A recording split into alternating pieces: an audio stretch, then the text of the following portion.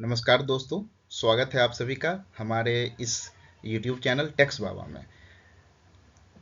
जैसा कि आपको नाम से भी लग रहा होगा कि इसका नाम टैक्स बाबा है, मतलब टैक्स से जुड़ा हुआ चीज़ इसमें आपको बताया जाएगा, समझाया जाएगा और सिखाया भी जाएगा।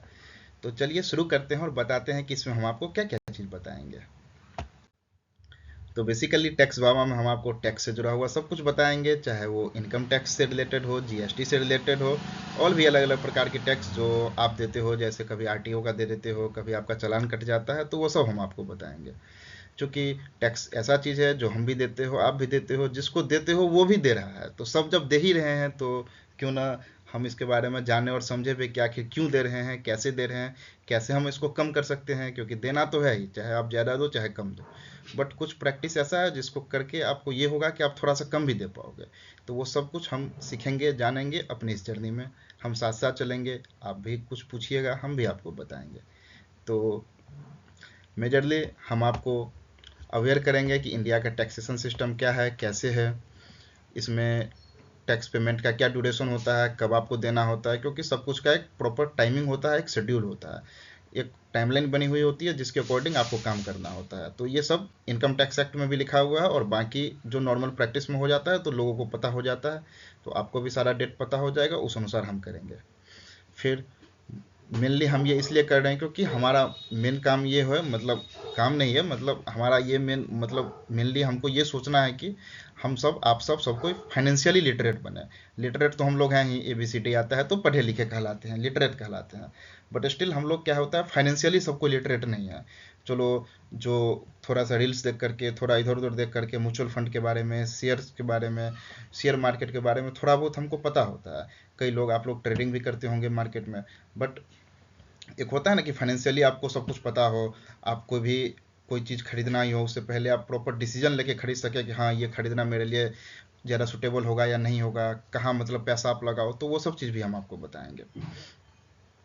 टैक्स पेमेंट करने का बहुत सारा बेनिफिट भी है। हाँ, आप सही सुन रहे हैं, बेनिफिट भी है। आप तो पैसा दे रहे हो बट स्टिल कुछ बेनिफिट भी है, वो भी हम आपको बताएंगे। एक बेनिफिट चलो मैं अभी आपको बता देता हूँ। जैसे आप टैक्स देते हो तो एक आप जो इनकम टैक्स रिटर्न होता है वो आपका इनकम का एक प्रूफ होता है। अब इनकम का प्रूफ आप कहीं से भी बना सकते हो। डिस्ट्रिक्ट लेवल पे जो गवर्नमेंट की ऑर्गेनाइजेशन होती है, जैसे ब्लॉक होता है, ये सीओ वगैरह होते हैं, सर्किल ऑफिसर, वहाँ पे भी इनकम प्रूफ बनता है। बट इनकम टैक्स रिटर्न वाला जो प्रूफ होता है वो यूनिवर्सली एक्सेप्टेबल है। आपको वीज़ा चाहिए, आपको पासपोर्ट बनवाना हो, इवन आपको अमेरिका में कहीं पे काम हो, आपको किसी स्कॉलरशिप के लिए भी काम हो, मतलब कोई सा भी काम हो, आपको इनकम टैक्स प्रूफ का, चाहे खुद का चाहे अपने पेरेंट्स का, तो इनकम टैक्स रिटर्न जो है वो सबसे, मतलब सबसे यूनिवर्सली एक्सेप्टेबल एक प्रूफ हो जाता है। तो एक ये बेनिफिट है, और भी बेनिफिट है जो आगे आपको बताऊंगा। और साथ साथ बस बताना ही नहीं है, आपको सिखाना भी है। तो सिखाऊंगा क्या, आपको रिटर्न फाइल करना सिखाऊंगा। इनकम टैक्स का पोर्टल कैसा होता है, वो कैसा दिखता है, हम कैसे उस पर लॉगिन करते हैं, अपना आईटीआर कैसे फाइल करते हैं, कौन सा आईटीआर हमको फाइल करना है, आईटीआर 1 2 3 4 कौन सा, वो सब मैं आपको सिखाऊंगा। आपको टैक्स कैलकुलेट करके भी बताऊंगा कि आपका इनकम कितना रुपया है तो आपको कितना टैक्स देना चाहिए, या आपका इतना टैक्स बन रहा है तो उसमें से आप कैसे उसको कम कर सकते हो। अलग अलग तरीके हैं, वो सब आपको बताया जाएगा। और कुछ प्रैक्टिकल वर्कशॉप भी होंगी जिसमें हम किसी गेस्ट को बुलाएंगे, उनके साथ हम बात करेंगे, या फिर कुछ प्रैक्टिकली हम आपको करके दिखाएंगे कि कॉरपोरेट में वो चीज़ कैसे काम करती है। तो चूंकि टैक्स चैनल का नाम टैक्स बाबा है तो बाबा जी की बूटी भी आपको मिलेगी। और बाबा जी की बूटी क्या है कि हमें चाहिए टैक्सलेस रोटी। क्योंकि रोटी क्या हो गया, रोटी हो गया इनकम। हम किस लिए कमाते हैं, रोटी के लिए कमाते हैं, तो रोटी हो गया इनकम। तो इनकम हमें कैसा चाहिए, टैक्सलेस चाहिए। टैक्सलेस तो पूरा नहीं आप कर सकते हो, हाँ, उसको मिनिमाइज थोड़ा कर सकते हो, कम कर सकते हो, तो वो चीज़ हमको चाहिए। ठीक है, चलिए।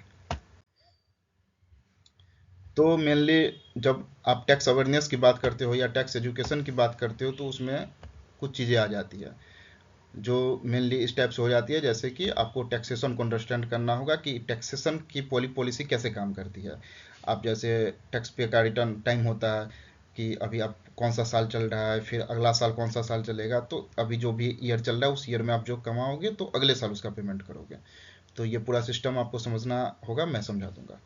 फिर टैक्स पे करने का क्या बेनिफिट है, फाइनेंशियल लिटरेसी और टैक्स से रिलेटेड और अलग अलग चीज़ों से कैसे आएगी, जैसे म्यूचुअल फंड्स हो गए, शेयर्स हो गए, अदर अदर चीज़ों में आप इन्वेस्ट करोगे, एक पूरा तरह से एक फाइनेंशियल फ्रीडम जो होता है वो आप कैसे अटेन करोगे, वो चीज़ बताया जाएगा आपको। रिटर्न फाइलिंग पे एजुकेशन बताया जाएगा। टैक्सलेस लिविंग, अपना जो डे टू डे लिविंग है उसको कैसे और बेनिफिट कर सकते हो और बढ़िया बना सकते हो, वो चीज़ें भी बताई जाएगी। तो पहले कुछ बेसिक्स जान लेते हैं। आज ये पहली वीडियो है तो हम बेसिक बेसिक पे ही बात करेंगे। तो बेसिक क्या कि अभी कौन सा साल चल रहा है। अभी जैसे 2025 चल रहा है, इससे पहले क्या था, 2024 था, 2024 था, अभी 2025 है। बट क्या होता है कि ये कैलेंडर ईयर है, अभी कैलेंडर ईयर 2025 है। ऐसे ही एक होता है फाइनेंशियल ईयर। फाइनेंशियल ईयर भी होता है एक, मतलब 12 महीने का ही पीरियड होता है, बट वो अप्रैल से मार्च चलता है। तो अभी जो फाइनेंशियल ईयर चल रहा है वो 1 अप्रैल 2024 से शुरू हुआ और 31 मार्च 2025 तक चलेगा। अभी मार्च का महीना ही चल रहा है, तो 31 तारीख को ये ईयर खत्म हो जाएगा। तो इस पूरे साल में आप जो भी कमाते हो ना, वो हो जाता है कि फाइनेंशियल ईयर 24-25 का इनकम हो गया आपका। और इस इनकम पे आप टैक्स कब दोगे, 1 अप्रैल 2025 के बाद दोगे। मतलब जब फाइनेंशियल ईयर खत्म हो जाएगा तब आप पूरा इनकम असेस करोगे कि आपने इतना रुपया कमाया, इसमें से आपने कुछ रुपए कहीं इन्वेस्ट किए, कुछ रुपए का आपने एक्सपेंडिचर किया, सब कुछ किया आपने। तो वो सब चीज़ों का आप हिसाब किताब करोगे और फिर 1 अप्रैल 2025 के बाद से आप टैक्स पे करोगे। उसका भी डेडलाइन मैं आपको बताऊंगा कि आप कब तक कर सकते हो वो सब चीज़ें पे। तो वही कैलेंडर ईयर में भी 2025 है और फाइनेंशियल ईयर 2024-25 है। कुछ ही दिन में 2025-26 शुरू होने वाला है, 25-26, 2025-26। टैक्स ईयर क्या होता है, तो टैक्स ईयर एक 12 मंथ का पीरियड होता है, मैंने अभी आपको बताया, जो 1 अप्रैल से 31 मार्च तक चलता है। 12 महीने का ही पीरियड है, बट अप्रैल टू मार्च ही है। ऐसा नहीं है कि आप उसको मार्च टू फरवरी कर दोगे, वो चीज़ नहीं। अप्रैल से मार्च तक का एक 12 मंथ का पीरियड है जिसको हम टैक्स ईयर बोलते हैं। टैक्स ईयर क्यों बोलते हैं, क्योंकि उस ईयर में आपका टैक्स एसेस होता है और आप पे करते हो। ठीक है। हाँ। तो अब देखते हैं कि रिटर्न फाइलिंग का डेट। तो रिटर्न फाइलिंग का डेट जनरली, मतलब जैसे कोई अपर लिमिट तो होगी ना, डेडलाइन। हाँ भाई, डेडलाइन जरूर होगी रिटर्न फाइलिंग की। जैसे मैंने आपको इजली, मतलब जब आप लॉ के लैंग्वेज में पढ़ोगे तो वहाँ लिखा होता है individual, association of person, body of individuals, partnership firm, LLP, company, corporation, अलग अलग नाम लिखी होती है। बट सिंपल भाषा में हम समझे तो जो ह्यूमंस हैं, मतलब जो लिविंग थिंग, लिविंग ऑर्गेनिज्म है हम लोग, तो हम लोग के लिए क्या होता है, 31 जुलाई लास्ट डेट होता है। लास्ट डेट नहीं होता है, उसके बाद भी हम कर सकते हैं, बट पेनाल्टी वगैरह लगता है। तो नॉर्मली हम ये सोच के चलते हैं कि 31 जुलाई हमारा लास्ट डेट होता है, कि 31 जुलाई तक हम कर दें। तो हम लोग जुलाई के मंथ में ही करते हैं क्योंकि हम इंडियंस हैं। इस चीज़ के आदी हो जाते हैं कि कोई भी काम डेडलाइन पे करेंगे। तो अप्रैल में नहीं करेंगे, मई में भी नहीं करेंगे, जून में भी नहीं करेंगे, जुलाई में सोचेंगे कि चलो भाई अब कर देते हैं। तो 20-25 जुलाई तक हम लोग कर देते हैं। यदि आपका बिजनेस है तो फिर आपके लिए और ज़्यादा थोड़ा टाइम मिल जाता है, 31 अक्टूबर तक का। क्यों टाइम मिल जाता है, क्योंकि आपका ट्रांजैक्शन और ज़्यादा होगा, आपके पास बैलेंस शीट होगी, आप बैलेंस शीट को प्रॉपर करोगे, फाइनलाइज करोगे। यदि आप पे ऑडिट लगता है तो उस बैलेंस शीट की ऑडिट होगी। तो इन सारी चीज़ों में टाइम लगता है, तो इसीलिए आपको थोड़ा सा ज़्यादा टाइम मिल गया। यदि आपके पास इंटरनेशनल ट्रांजैक्शन है, इंटरनेशनल ट्रांजैक्शन मतलब इंडिया से बाहर का कोई ट्रांजैक्शन, जैसे आप किसी कोई एक्सपोर्ट इंपोर्ट के बिजनेस में जो होते हैं, उनको इंटरनेशनल ट्रांजैक्शन उनका जनरली होता है। तो इन लोग के लिए और थोड़ा सा मंथ ज़्यादा मिल गया, क्योंकि इन पे ट्रांसफ़र प्राइसिंग होता है, एक कंसेप्ट, वो मैं आपको आगे बताऊंगा। तो वो लगता है। तो इनको 30 नवंबर तक का टाइम मिल गया। ये क्या, ये एक नॉर्मल डेडलाइन। इसमें क्या होता है कि बिना फाइन या पेनाल्टी के, मतलब आपको कोई फाइन नहीं देना है, कोई पेनाल्टी नहीं देना है, जो नॉर्मल टैक्स कैलकुलेट होगा वही आपको पे करना है। तो 1 अप्रैल के बाद जब मन हो आप कर दो, बट जनरली हम लोग जून जुलाई में जाके करते हैं। बट यही नहीं, अभी और सुनिए। और क्या है कि यदि आपको मिस्टेक हो गया, कुछ आपने फाइल किया बट गलत कर दिया, कोई कुछ एडिट करना है आपको, जैसे कई बार होता है कि हम जीरो में मिस्टेक कर जाते हैं। 10 लाख किसी का इनकम होगा, पता चला वो 1 लाख लिख दिया, एक जीरो छोड़ दिया, 10,000 लिख दिया। तो वो सारी चीज़ें होती है जो एडिट हम कर सकते हैं। या फिर कई बार ऐसा होता है कि हम छोड़ ही देते हैं, रिटर्न फाइल करना भूल जाते हैं किसी कारण से। या फिर इनकम टैक्स का पोर्टल ऐसा है कि जो अक्सर ग्लिच में रहता है। तो ये भी आपको पता होगा कि कई बार आपने इंस्टाग्राम पे, ट्विटर पे आदि पे देखा होगा कि इनकम टैक्स का वेबसाइट डाउन है, नहीं चल रहा है। जो लोग होते हैं बराबर कंप्लेन करते हैं, फिर वो ठीक किया जाता है। तो क्योंकि ट्रैफिक बहुत सारा हो जाता है उस टाइम पे, तो सर्वर डाउन हो जाता है, तो डेडलाइन भी क्रॉस हो जाता है कई बार इस चक्कर में। तो कई बार गवर्नमेंट डेडलाइन बढ़ाती भी है, कई बार नहीं भी बढ़ाती है। तो नॉर्मली क्या होता है कि यदि आपको मिस्टेक हो गया है, एडिट करना है, तो एडिट करने के प्रोसेस को हम यहाँ पे बोलते हैं रिवाइज रिटर्न। मतलब आप रिटर्न को रिवाइज किया, जो भी आपने आईटीआर फाइल किया था उसको आप रिवाइज करोगे। तो उसको रिवाइज आप कब तक कर सकते हो, 31 दिसंबर तक कर सकते हो। लॉ में ऐसा करके नहीं लिखा होता, उसमें लिखा होता है कि जो रिटर्न फाइलिंग का डेट है उससे 3 महीने आगे तक कर सकते हो, या फिर जब तक तुम्हारा असेसमेंट होगा उससे पहले आपको करना है। बट नॉर्मली एक जो डेट, उसको इंटरप्रेट करके जो एक फाइनल कंक्लूजन निकलता है वो यही निकलता है कि आप 31 दिसंबर तक रिवाइज कर सकते हो। यदि पहले फाइल किया है तो रिवाइज करोगे। अब जो रिवाइज कर दिया वो आपका ओरिजिनल रिटर्न बन गया कि हाँ, जो रिवाइज करके जो फिगर उसमें आपने चेंज किया, 1 लाख हो गया था उसको 10 लाख अब कर दिया, ठीक कर दिया, तो अब 10 लाख वाला ही मान्य होगा। अब 1 लाख वाला आप भूल जाओ, वो अब खत्म हो गया, वो हो गया। फिर एक होता है बिलेटेड रिटर्न। बिलेटेड क्या होता है कि फाइल ही नहीं किया डेट से, तो लेट हो गए आप, तो उसको बोलते हैं बिलेटेड रिटर्न। ये भी कब तक कर सकते हो, तो 31 दिसंबर तक कर सकते हो। बट इसमें क्या होता है कि कुछ फाइन लगता है। क्यों? क्योंकि जो आपको डेडलाइन दिया गया था आप तो उसको मिस कर गए, तो थोड़ा सा फाइन देना पड़ेगा। तो फाइन बहुत ज़्यादा नहीं होता है, 1% होता है पर मंथ। मतलब जो भी आपका टैक्स लायबिलिटी निकलता है ना, उसका 1% पर महीने के हिसाब से देना होता है। और यदि आपका टैक्स जो है सो मैक्सिमम 5,000 ही शायद होता है, हाँ मैक्सिमम 5,000 ही होता है, मतलब 5,000 से ज़्यादा नहीं बनता है किसी का। और यदि उसमें भी आपका इनकम ऐसा है कि टैक्स लायबिलिटी पे नहीं जा रहा है, जैसे कि अभी क्या है कि 7 लाख तक की इनकम पे आप उसको ये डिडक्शन मिल जाता है, तो उस पर टैक्स जीरो बनता है 7 लाख तक। तो उस पर फिर आपको मतलब 1,000 तक का ही फाइन है, मैक्सिमम 1,000 रुपया फाइन आपको लगेगा, बट आप 31 दिसंबर तक फाइल कर पाओगे। उसी जैसा एक होता है और रिवाइज रिटर्न होता है। ये रिवाइज रिटर्न जो है सो उसका मतलब, एक तो नॉर्मल रिवाइज रिटर्न था जो इस ईयर का आप किए 31 दिसंबर तक। एक होता है कि आप 4 साल बाद तक कर सकते हो, बस उसमें कुछ कंडीशन आ जाती है। कंडीशन ये आ जाती है कि आपका जो टैक्स लायबिलिटी बना था उसको आप कम नहीं कर सकते हो। जैसे धोखा से कभी एक जीरो कम किया, एक जीरो ज़्यादा भी लिखा सकता है। तो 10 लाख का 1 करोड़ आपने लिख दिया, तो आप ज़्यादा टैक्स दे दिया, टैक्स भी 1 करोड़ पे बन गया। अब क्या है कि अब आप बोलोगे कि नहीं भाई, 2 साल 1 साल पहले आपको गलती हो गया था, अब आप चाहते हो कि उसको 10 लाख बनाए, तो आप नहीं बना सकते हो, क्योंकि तब बनाओगे तो आपका टैक्स लायबिलिटी कम हो जाएगा। तो ये जो 4 साल तक तो आप रिवाइज कर सकते हो, बट तभी कर सकते हो जब आपका टैक्स लायबिलिटी बढ़ रहा हो, या फिर उतना पे ही रहे। वो यदि आप गवर्नमेंट को जो टैक्स पे कर रहे हो वो कम हो जाएगा, तो फिर आप वो नहीं कर पाओगे। तो ऐसे करके भी आप रिवाइज कर सकते हो। उसके बाद बेसिक्स में ये भी चीज़ आ जाती है कि रिटर्न फाइल करना इम्पोर्टेंट किस किस के लिए है। तो जनरली तो मतलब लोग सजेस्ट करते हैं कि सबको करना चाहिए। अभी आप लास्ट ईयर का डेटा देखोगे तो लगभग 7-8 करोड़ रिटर्न इंडिया में फाइल हुआ है। 7-8 करोड़ रिटर्न मतलब एक आदमी का एक ही होता है, तो 7-8 करोड़ आदमी समझो, या हो सकता है किसी परिवार में 2 लोग कर रहे होंगे तो 4 करोड़ परिवार हो गया, तो ऐसे करके 7-8 करोड़ लोगों ने फाइल किया।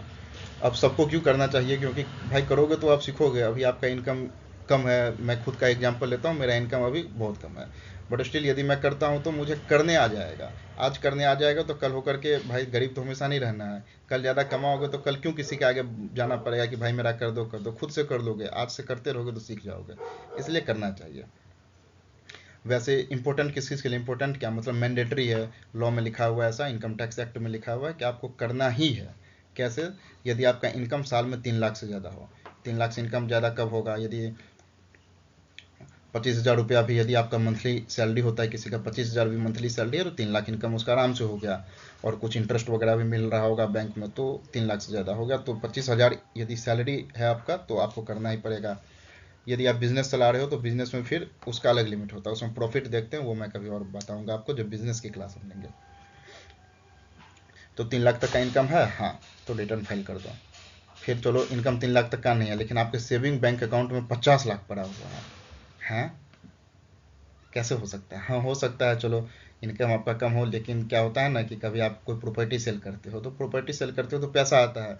अब चलो 3 करोड़ में कोई प्रॉपर्टी बेचा, 1 करोड़ का ट्रांजैक्शन कैश में हो गया, तो 2 करोड़ तो भी तो ऑनलाइन ही होगा, बैंक में ही होगा, तो बैंक में तो पैसा आएगा ना। तो आपके बैंक अकाउंट में यदि 50 लाख से ज़्यादा है तो आपको करना ही पड़ेगा, भले आपका इनकम 0 रुपया क्यों ना हो, आप फार्मर ही क्यों ना हो। आपके करंट अकाउंट में यदि 1 करोड़ से ज़्यादा का डिपॉजिट है तो भी आपको करना पड़ेगा। अब करंट अकाउंट क्या होता है? जैसे नॉर्मली हम लोग का क्या होता है, सेविंग अकाउंट होता है, बट जो बिजनेस इंटरप्राइज होते हैं उनको करंट अकाउंट मेंटेन करना होता है। करंट अकाउंट में ज़्यादा लिमिट होता है, डेली बेसिस पे आप कितना ही पैसा डाल सकते हो, कितना भी निकाल सकते हो, तो वो चीज़ होता है। तो उसमें 1 करोड़ से ज़्यादा है तो भी आपको मैंडेटरीली रिटर्न फाइल करना है। मतलब अब आप पूछोगे कि ये 50 लाख या 1 करोड़ कब देखना है? किसी एक दिन हो गया, बाकी दिन ठीक है, मतलब अभी जो साल चल रहा है 2024 से 2025, इसमें चलो आज मेरे अकाउंट में 50 लाख हो गया, और आज मैंने 1 रुपया अपने दोस्त को भेज दिया, कल मेरे अकाउंट में 49,99,000 हो गया, तो क्या करना है? हाँ, तब भी करना है। मतलब पूरे साल में किसी भी एक पॉइंट ऑफ टाइम पे यदि आपके अकाउंट में 50 लाख से ज़्यादा हो जाता है तो आपको करना है। यदि आपके करंट अकाउंट में 1 करोड़ से ज़्यादा हो जाता है तो आपको करना है। इसी की जैसे और कुछ कुछ है, जैसे इलेक्ट्रिसिटी बिल होता है, बिजली का बिल यदि आप 1 लाख से ज़्यादा भर दिए। जैसे क्या होता है कि कई सांसद लोग होते हैं, एमपी लोग होते हैं, मेंबर ऑफ पार्लियामेंट, उन लोगों को क्या है कि जब आप इनकम टैक्स एक्ट पूरा देखोगे तो उनको वहाँ पे डिडक्शन मिला होता है, बहुत सारा छूट मिला होता है कि जो भी पैसा उनको मिल रहा है वो सब टैक्स फ्री पैसा है। तो वो लोग देखते हैं कि भाई उनका इनकम ही 1-2 लाख ही बस हो रहा है। वो जो बिजनेस करते हैं वो बिजनेस अलग कंपनी के नाम से करते हैं, उसका रिटर्न कंपनी फाइल करेगी, वो खुद मतलब अपने नाम पे क्यों ही करेंगे। तो वो नहीं करते हैं। बट क्या होता है उन लोग का कि चूंकि घर बंगला ज़्यादा बड़ा होता है, बिजली की खपत ज़्यादा होती है, तो बिजली बिल कई कई नेताओं का दिखेगा आपको कि 1 लाख 2 लाख का मंथली चला जाता है। तो मंथली छोड़ो, यहाँ पे पूरा ईयरली है। यदि पूरे साल भर में 1 लाख का बिजली बिल आपने पे किया है तो भी आपको रिटर्न फाइल करना मैंडेटरी है। फिर क्या है कि 2 लाख से ज़्यादा किसी फॉरेन ट्रैवल पे, आप चलो दुबई घूमने गए, सिंगापुर गए, कहीं भी गए, किसी बिजनेस पर्पज से गए, पर्सनल पर्पज से गए, आपका खुद का यदि 2 लाख से ज़्यादा का एक्सपेंडिचर होता है फॉरेन ट्रैवलिंग पे तो भी आपको करना कंपलसरी है। और फिर एक है टीडीएस, जो 25,000 से ज़्यादा आपका यदि कटा हो तो ये भी इम्पोर्टेंट है। इम्पोर्टेंट इसलिए क्योंकि सैलरी यदि आपको मिलता है और आपका सैलरी पूरे साल भर का 3 लाख से ज़्यादा है तो आपकी कंपनी ज़रूर आपको टीडीएस काट के सैलरी देती होगी। तो टीडीएस, चलो 3-4 लाख की किसी का सैलरी है तो कम टीडीएस कटता है, कितना कटता है वो सब भी आपको आगे बताऊंगा किसी और वीडियो में।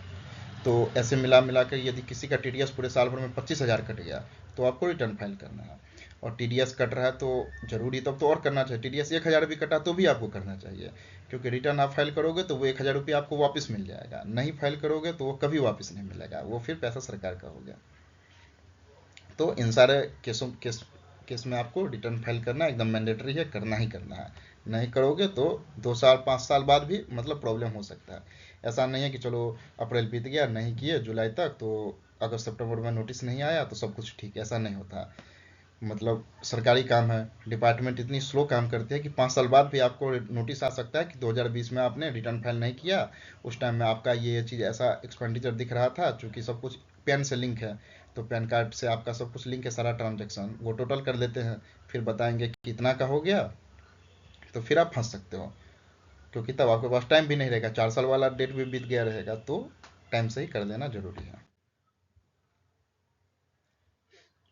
तो यही मैं आपको बता रहा था, इनकम 3 लाख तक से ज़्यादा हो करो, सेविंग बैंक में 50 लाख से ज़्यादा हो जरूर करो, करेंट अकाउंट में 1 करोड़ है, अरे भाई अभी करो फाइल। इलेक्ट्रिसिटी बिल 1 लाख से ज़्यादा का दिए हो तो भी करो। फॉरेन घूमने पे 2 लाख खर्चा किए हो जरूर करो। टीडीएस कटा है 25,000 से ज़्यादा तो भी करो। बट कुछ चीज़ें हैं एकदम, आप लोग अब देखते हैं।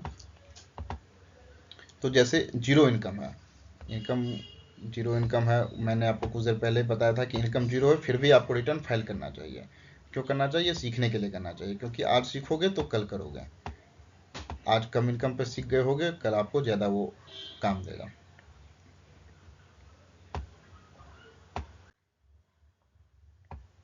फिर वही चीज़ है, टीडीएस डिडक्ट हो रहा हो तो ज़रूर रिटर्न फाइल करो। क्यों? क्योंकि टीडीएस डिडक्ट हुआ तो वो पैसा आपको वापस मिलेगा। 1,500 का टीडीएस डिडक्ट हुआ है, 1,500 रुपया वापस मिल जाएगा। 2-3 महीना लगता है प्रोसेस होने में, बट आ जाता है। तो टीडीएस डिडक्ट हुआ है तो एकदम ज़रूर रिटर्न फाइल करना। टीडीएस कहाँ कहाँ डिडक्ट होता है ये भी आपको आगे बताऊंगा। कई बार क्या होता है कि ये बैंक से आपको जो इंटरेस्ट मिल रहा है ना उस पर भी वो टीडीएस काट लेते हैं कई बैंक वाले। तो वो क्यों काटते हैं, कितने पे काट सकते हैं, वो सब भी बताऊंगा। और तीसरा चीज़ ये सबसे इम्पोर्टेंट है कि इनकम टैक्स रिटर्न फाइल करना का मतलब ये नहीं है कि टैक्स पे आपको करना पड़ेगा। ये एक बहुत बड़ा मिथ्स है। लोगों को लगता है कि आईटीआर फाइल कर रहा है ये बंदा मतलब ये टैक्स दे रहा होगा, मुझे आईटीआर फाइल करना है मतलब मुझे टैक्स लगेगा। नहीं भाई, नहीं लगेगा।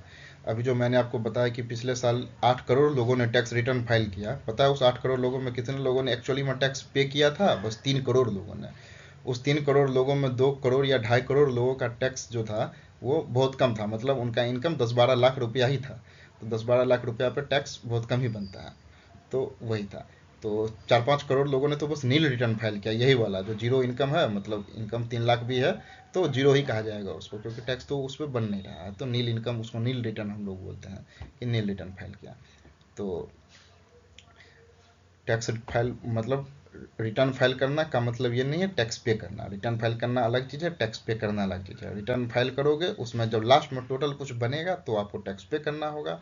वो भी तुरंत नहीं करना होगा, मतलब मन है तो तुरंत कर दो, मन है तो 5 दिन बाद भी आप कर सकते हो, मन है तो यूपीआई से भी कर सकते हो, मन है तो एसबीआई में जाके चालान कटवा के लाइन में लग के भी कर सकते हो, आपकी मर्जी। तो कुछ ऐसा था हम लोग का ये पहला सेशन। ये तो एक तरह से इंट्रोडक्टरी सेशन था, पर काफ़ी लंबा चला गया, मतलब मैं जैसे देख रहा हूँ 20-25 मिनट का आसपास का सेशन हो गया है। तो इसको हम यहीं ख़त्म करते हैं। इस सेशन में आपको कुछ भी डाउट्स हो तो आप कमेंट कर सकते हैं। तो कंक्लूजन यही है कि अभी जो साल चल रहा है 24-25, ये फाइनेंशियल ईयर हो गया, इसका असेसमेंट ईयर होगा 1 अप्रैल 2025 से शुरू। तो 1 अप्रैल 2025 से 31 जुलाई 2025 तक उसमें आप कर पाओगे। फिर कंपनी जो है आपका तो अक्टूबर तक कर पाओगे, फॉरेन से ट्रांजेक्शन है नवंबर तक कर पाओगे, लेट से मन है दिसंबर तक कर पाओगे, तो अप्रैल के बाद कर देना है। और एक चीज़ कि अभी हाल ही में बजट पास हुआ था, तो उसमें हम लोगों ने सब जगह सुना कि 12 लाख तक की इनकम पे टैक्स नहीं लगेगा, 12 लाख तक की इनकम पे टैक्स नहीं लगेगा। बट ये अभी बजट अभी पास हुआ था, तो ये अभी जो 1 अप्रैल से नया साल शुरू होगा, इस ईयर में ये एप्लीकेबल होगा। तो इस ईयर में एप्लीकेबल होगा, तो इस ईयर में आप 12 लाख कमाओगे तब आपको टैक्स नहीं लगेगा। तो 1 अप्रैल 2025 के बाद आप कमाओगे उस पर नहीं लगेगा। तो 1 अप्रैल 2025 से 31 मार्च 2026 तक जो आप कमाओगे उस पर टैक्स आप कब पे करोगे? 1 अप्रैल 2026 के बाद करोगे। तो अभी ये 12 लाख वाले से कोई मतलब ही नहीं है। अभी हम जो कमा रहे थे इस साल, इस पर टैक्स पे कराएंगे, और इसका लिमिट क्या है? 7 लाख है। मतलब वही डिडक्शन लगा के 7 लाख तक होता है। तो अभी 7 लाख तक क्या इनकम है तो आपको टैक्स नहीं लगेगा, बट टैक्स रिटर्न फाइल करना पड़ेगा, वो चीज़ है। और 12 लाख वाला अगले साल से एप्लीकेबल होगा, अभी आप इसको भूल जाइए। आगे क्या क्या आएगा? आगे आएगा, अभी मैंने इस वीडियो में आपको कई चीज़ों के बारे में बताया, जैसे रिटर्न फाइल कैसे करते हैं, पोर्टल कैसा दिखता है, टीडीएस क्या होता है, एनुअल इन्फॉर्मेशन स्टेटमेंट एक ईआईएस होता है, वो कैसा, वो कहाँ से डाउनलोड करते हैं, वो कैसा दिखता है। उसमें सारा ट्रांजेक्शन हमको आपको अपना दिख जाएगा कि क्या क्या कितना कितना आपने किया है पूरे साल भर में, सब कुछ पता चल जाता है, क्योंकि सब कुछ पैन से लिंक है। फॉर्म 16 क्या होता है? आप सैलरीड एम्प्लॉय हैं तो आपको फॉर्म 16 मिलता ही होगा, तो आपको आपने देखा ही होगा क्या होता है, वो क्यों होता है, वो सब सब कुछ आपको बताया जाएगा। तो फिलहाल इतना पे कंक्लूड करते हैं। टैक्स बाबा की जय हो। धन्यवाद।